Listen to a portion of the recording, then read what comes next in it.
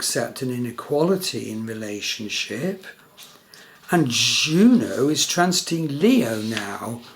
And so, that energy carries a strong need for recognition and admiration of how we're handling ourselves within relationship issues, and indeed growing that way and healing problematic or dysfunctional relationship issues we might have.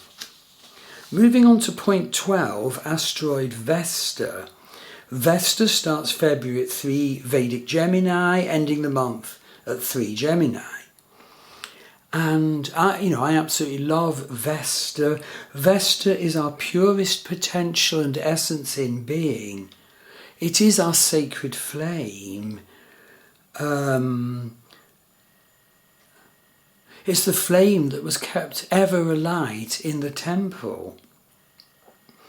And, I personally have no roots, and that's sort of borne out in that I have Neptune conjunct Vesta conjunct my IC.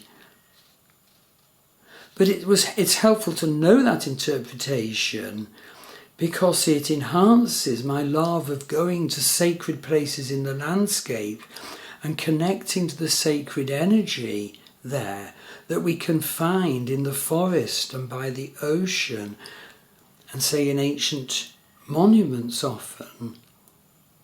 We can focus on our Vesta sacred place, and it's so useful to be able to do that and to focus on your Vesta flame if you're feeling very scattered and lost and angry. Remember, tend the sacred flame daily at the temple. Neptune, by the way, is square Vesta at the start of this month. Final point 13, asteroid Sedna.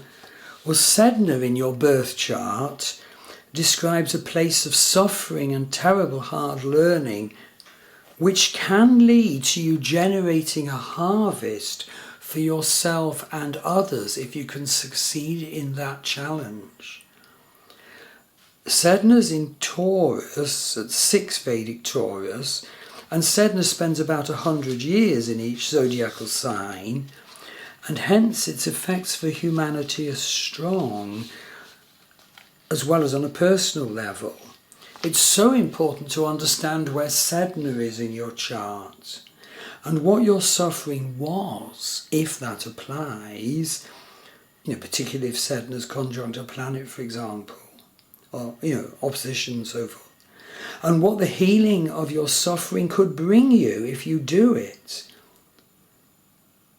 In the case of the Sedna myth, going through appalling suffering allowed Sedna, the Inuit Eskimo goddess, to offer a harvest to Eskimo fishermen because of the way she went through her suffering.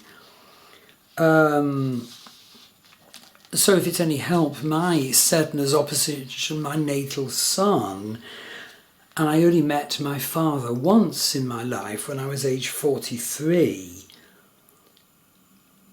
So my call in life is to make a harvest of constantly seeking to grow my sun, which is the weakest possible sun at 1 Vedic Libra, more and more, so that I can express and manifest the divine nature of the sun.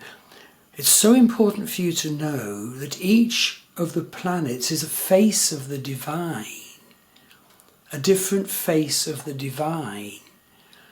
And each of us humans have a call to bring our personal expression of each planet closer and closer to that ideal expression of the planet, the divine nature of the planet.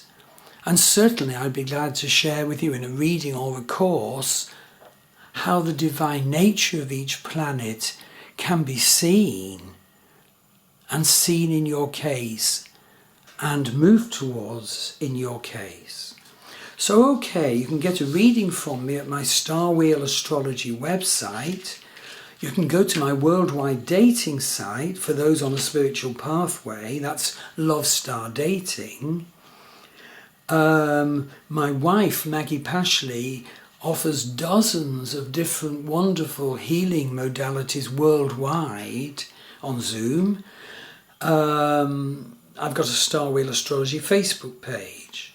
So I hope this quite considerable exploration of the astrology energies of February 2024 will help each one of us through what is actually quite a challenging forest to find our way through.